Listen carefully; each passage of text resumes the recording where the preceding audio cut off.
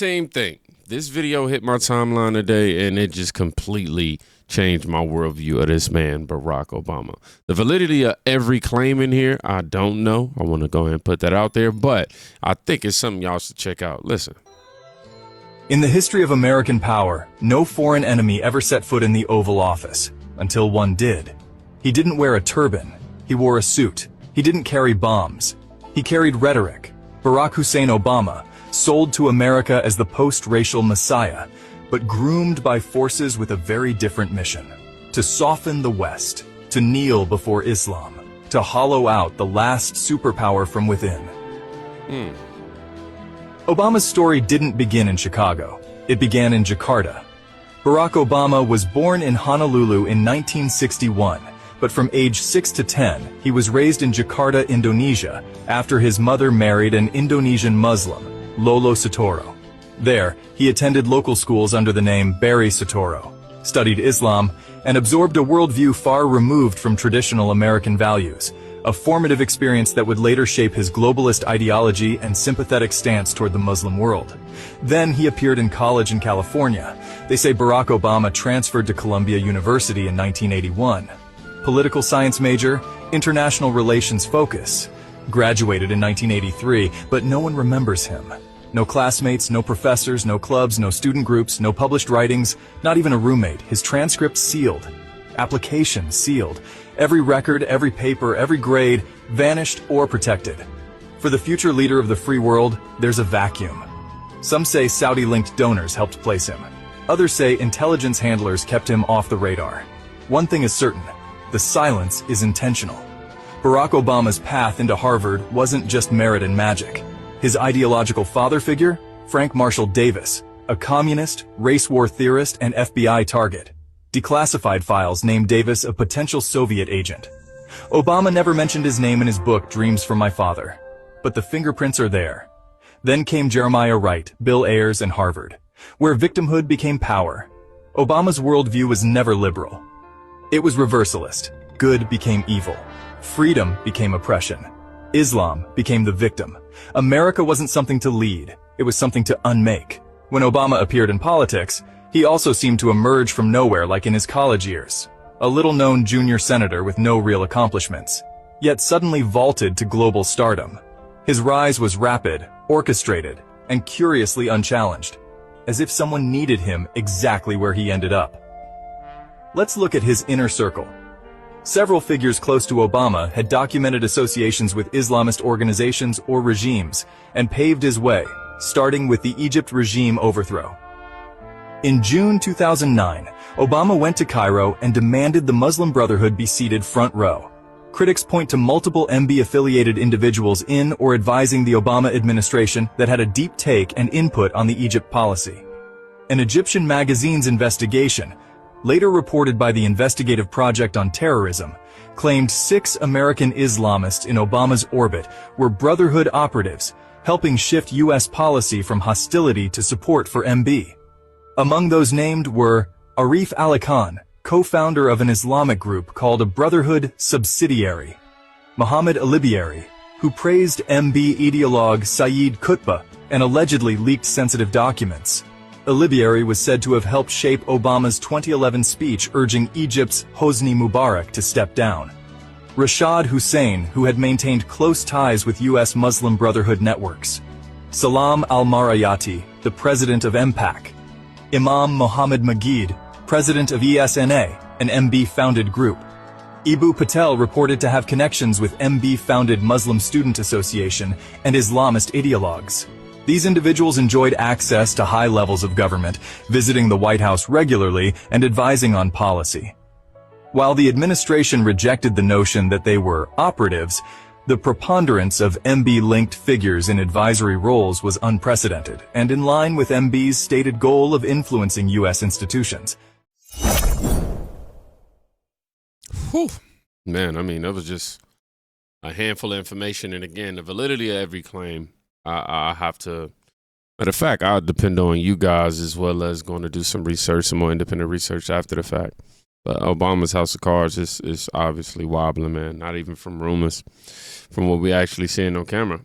You know, and that right there, you know, the smart diplomacy kept backfiring. They called it nuance. It looked like naive. Say it out loud with me. Ideas have outcomes. Cool story. Now, let's go ahead and follow the money real quick, y'all, on something that I'm just saying.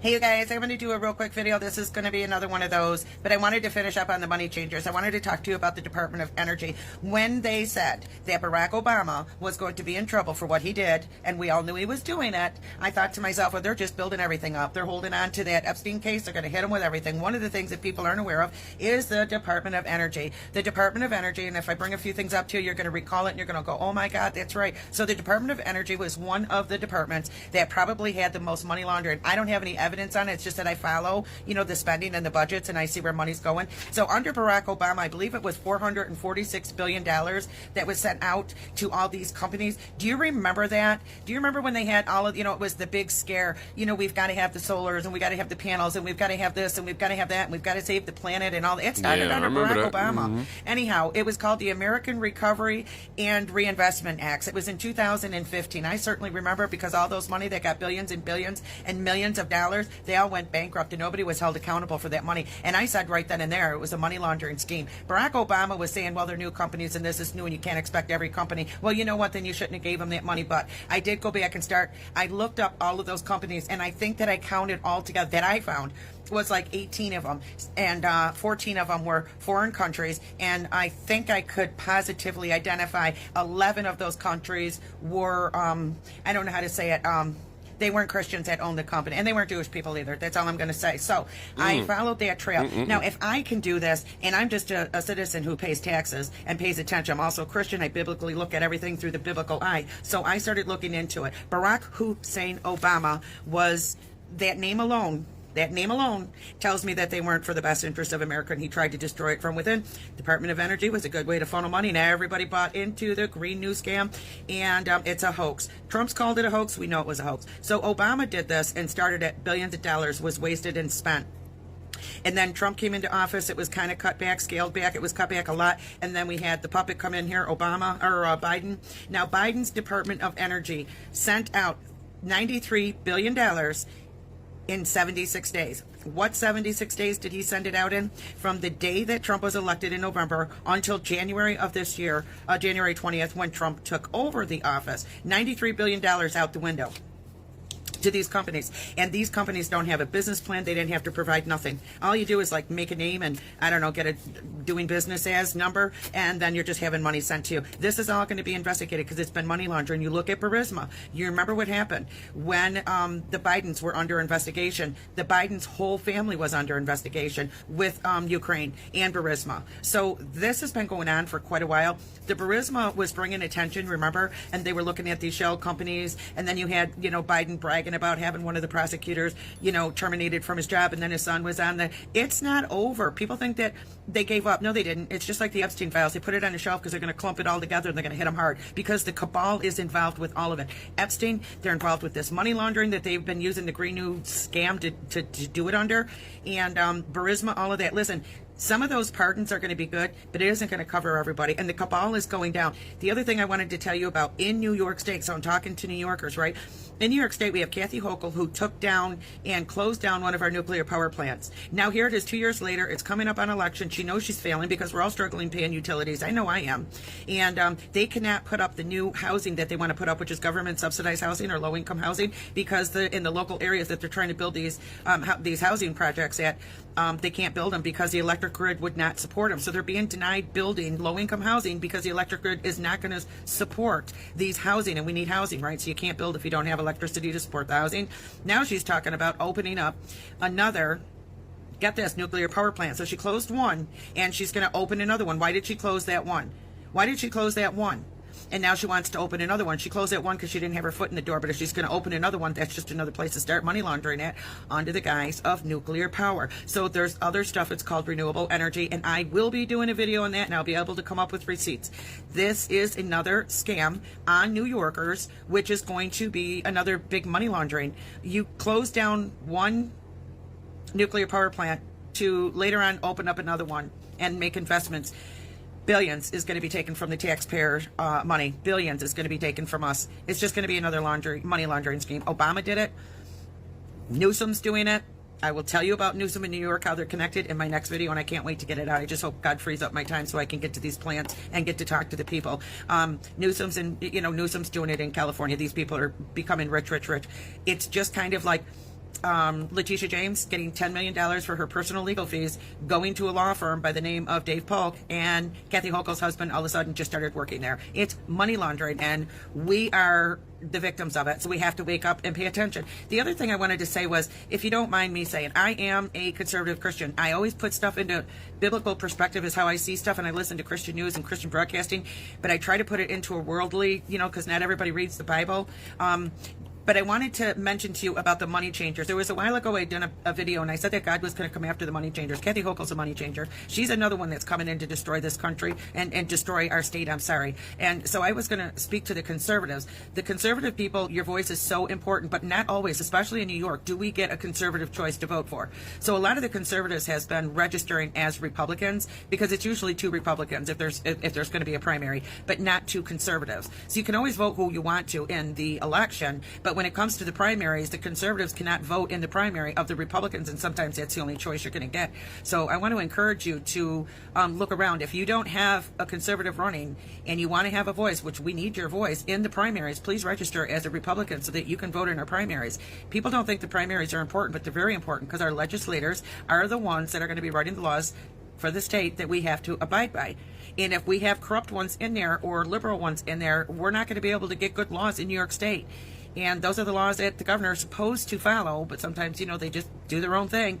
But those are the ones with the biggest backbone. So it does matter. And then when you look at the mayor races too, those are important. Look at New York City. They are trying their hardest to get their hands on New York City. New York State is the epicenter for like Wall Street investments, all of that. They take New York City down, it's going to hurt this country, not just New York State. It's going to hurt the country. So we need to really pay attention. And then you look at, they just voted in another mayor in Minneapolis. I forget, I think it's in Minnesota. I'm not exactly sure. But then you got another one that won a primary. That's a Muslim, and that's not going to be good. He gave his whole speech and his thank you speech in a foreign language, I think from Somalia. So you guys, this isn't good. Now look at Pete Buttigieg. He was a mayor. He was a mayor, and he was a crappy mayor, but he was a homosexual, and that's all they cared about. And they puffed him up, and they put him in Department of Transportation. He made a disaster out of that job. So these mayors do matter, because they go from local jobs to state jobs into federal jobs. So it does matter. So if you're a conservative and you're concerned about New York State, I don't think we have any conservatives running on any ballots. Register so that you can participate in the primaries. All right. Thank you all so much for listening. God bless you. Have a good day.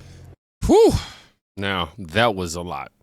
I'm going to tell y'all now, this video is not going to require a lot of my personal commentary because of all the information that we have here. But I will say, green speeches. Billions out the door. Winners. Handful. Losers. You pay for the lesson. Where's the scoreboard? Where's the audits? If it worked, they brag, about receipts, not slogans. Like seriously, where's the audits? Who got paid? And right when the questions heat up, the internet throws this at you. What is this? I guess we got some meme theater. It said people keep sending, is this Obama? People keep sending it to me. You can debate a costume all day. Yeah, paperwork getting cold though. Hold on.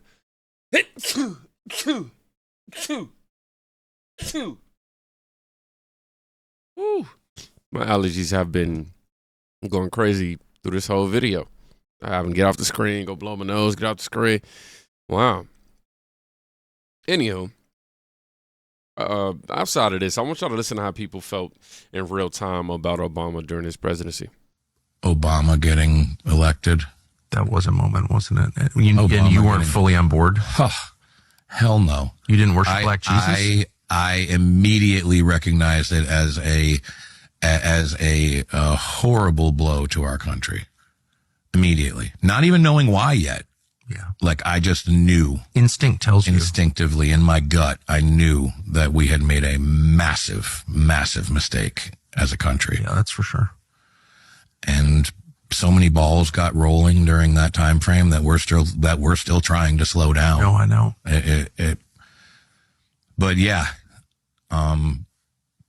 when TMZ would get me when I landed in Los Angeles and I was walking through the airport, and they'd get me and ask me questions, and that was when I started expressing my feelings and my opinions on. You know politics. how they get you? Do you know the answer to this question? I found out. I've been gotten a few times at LAX by TMZ and other airports, and I once asked, like, how did you know I was on that plane? Like, because they know, because they bribed the airline. The guy told me this. They bribed the airline to give them the manifest. Makes sense. Now that makes sense as to how out of nowhere they're like, hey, yeah, like what? Where? What? How'd you even know I was here? Thanks, United. Bless you, American. It's pretty. Anyway, so you'd roll off the flight at LAX. Someone come up to you and ask you a question. What did you say? Oh, I had no issues then, nor. You don't have to co-sign every word to get the point. 08 definitely felt like a movie premiere, right? Years later, the bills show up. That's why the shine is cracking. Bad calls overseas, got bad cash at home, but friendly coverage on TV. If you're Obama, that combo knocks cars loose every time. I don't care about Halo's hashtags, man. If the legacy is solid, the receipts will be solid too. The House of Cards, if it's in the House of Cards, whether you hear it in your bills and see it in your clips that I post. But tonight, you saw both. Y'all be safe. Please go check on somebody today. You can quite literally be saving their life. Peace.